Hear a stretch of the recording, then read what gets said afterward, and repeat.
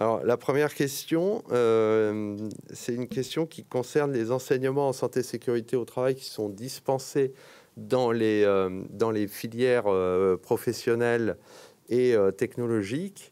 Il y a un ou une des internautes qui demande si on ne devrait pas étendre aux filières générales ces enseignements en santé et sécurité au travail dès le lycée, en fait. Alors, je ne sais pas qui veut répondre en premier. Alors là, c'est la période qui va être un peu plus compliquée pour les personnes qui gèrent la réalisation de la manifestation. Sébastien, peut-être, vous pouvez répondre à cette question? Oui, oui, je veux bien. C'est un sujet qu'on a abordé déjà tout à l'heure. C'est la question de à quel moment en fait cette formation doit intervenir, à quel moment il est pertinent de la faire intervenir.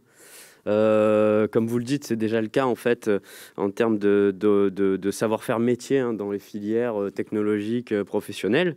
Et à notre sens, c'est nécessaire. Je reviens sur ce que disait aussi Monsieur Salingro tout à l'heure. Il ne faut pas que ça soit un accessoire à la formation générale, j'ai envie de dire, parce que c'est vrai que dans beaucoup de formations professionnelles et technologiques, la santé au travail peut paraître comme un module à part, qui est une formalité. À notre sens, c'est quelque chose qui doit être incorporé véritablement à la formation et qui doit devenir un véritable savoir-faire métier. C'est ce qu'on disait tout à l'heure quand on disait que travailler en sécurité, c'est bien travailler. Donc pour nous, ça doit être vraiment incorporé dans la formation. La question de l'extension en fait de cette formation dans les cursus, on va dire général, oui, mais encore une fois de façon transversale. On revient à ce qu'on disait tout à l'heure sur les principes généraux de prévention. Les principes généraux de prévention, c'est des règles de bon sens qui permettent tout simplement d'avoir des connaissances un petit peu en ce qui concerne la santé au travail et qui serviront toujours dans le métier, dans les différents métiers des étudiants plus tard. Donc, il va falloir les intégrer et spécifiquement dans les cursus généraux, je pense, il va falloir intégrer les notions de risques psychosociaux, les notions d'organisation du travail, parce qu'on le sait, c'est, on va dire, les risques principaux qui touchent aujourd'hui les salariés. Donc, oui. La question, c'est le timing, à quel moment, et la question, c'est quel est le contenu.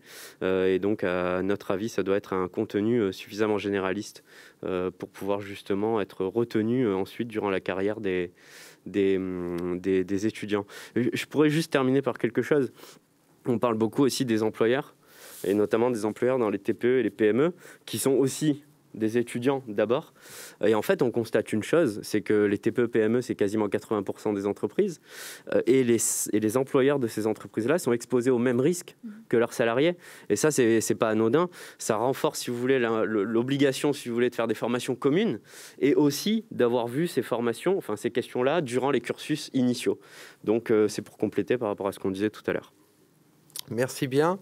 Alors, sur cette question de l'extension des enseignements en santé et sécurité à toutes les filières de formation initiale, notamment au lycée, Oui, Edwina, je ne peux que m'inscrire dans le propos qui vient d'être tenu. Je pense qu'effectivement, on pourrait réfléchir à un socle, un socle de base, hein, comme ça a été abordé par rapport au monde du travail.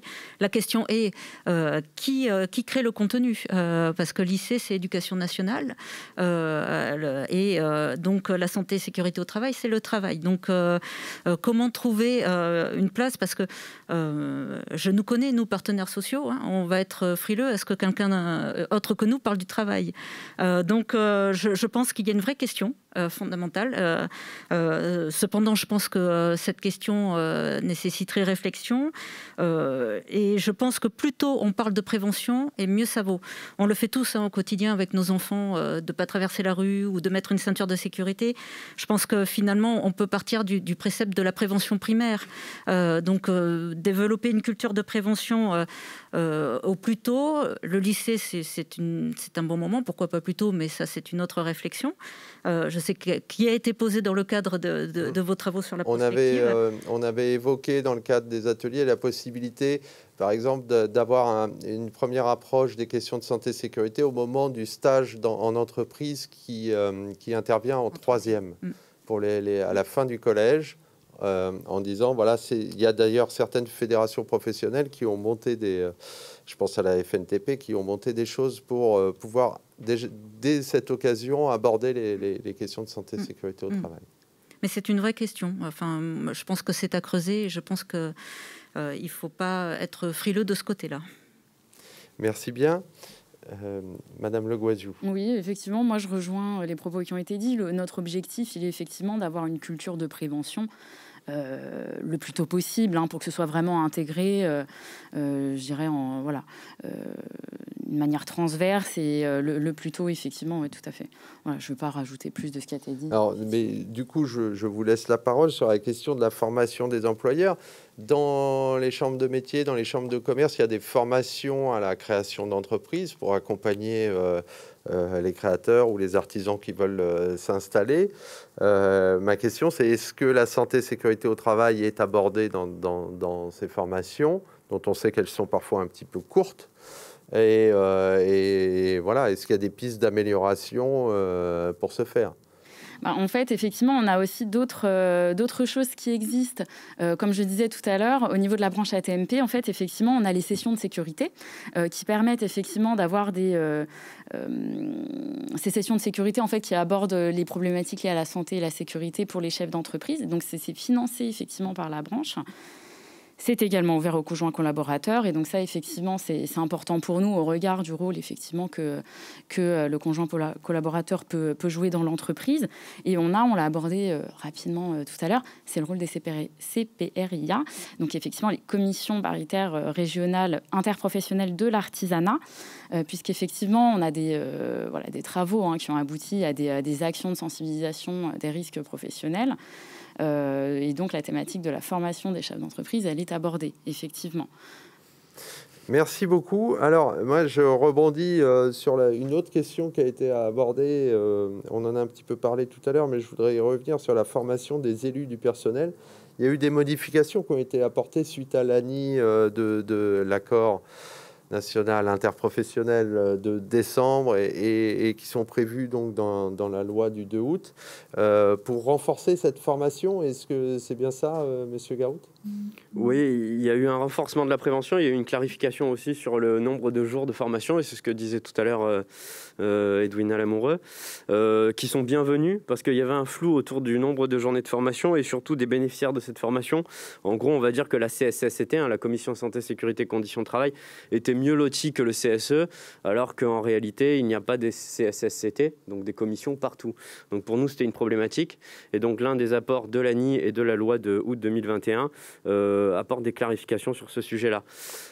Et on revient sur ce qu'on disait, c'est la formation des représentants du personnel en santé au travail est impérative et indispensable. La formation des employeurs, quand elle est possible, enfin, elle est souhaitable, et ça, on est tous d'accord pour le dire.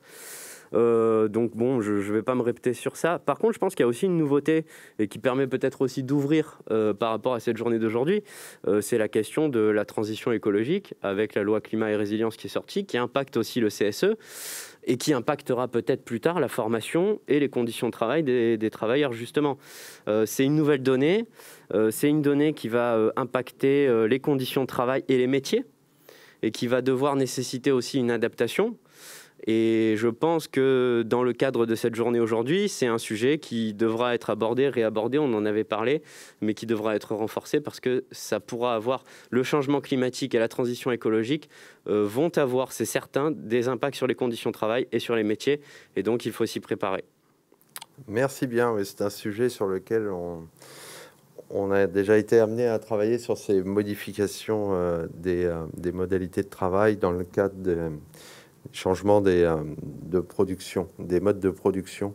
Edwina Lamoureux, sur cette question de la formation des élus, est-ce que vous souhaitez ajouter quelque chose? Non, juste dire qu'effectivement, c'est plutôt satisfaisant parce que la modification aussi du système des IRP avait un impact aussi sur la prise en compte de la santé-sécurité. Comité social économique, on entend économique, on n'entend pas santé au travail. Et le fait que cette formation finalement commune intra-IRP, donc instance représentative du personnel, puisse se faire et puis soit élargie à 5 jours est plutôt une bonne chose. Sur peut-être un tout petit complément par rapport à ce qui vient d'être dit, je pense aussi qu'on a de bons outils paritaire, qui sont le plan santé-travail. Et on avait fait un travail justement aussi d'harmonisation avec le plan santé et le plan santé environnementale. Et je pense qu'effectivement, par rapport aux enjeux de demain, il y aura de vraies questions et de vrais sujets. Très très bien, merci à tous les trois.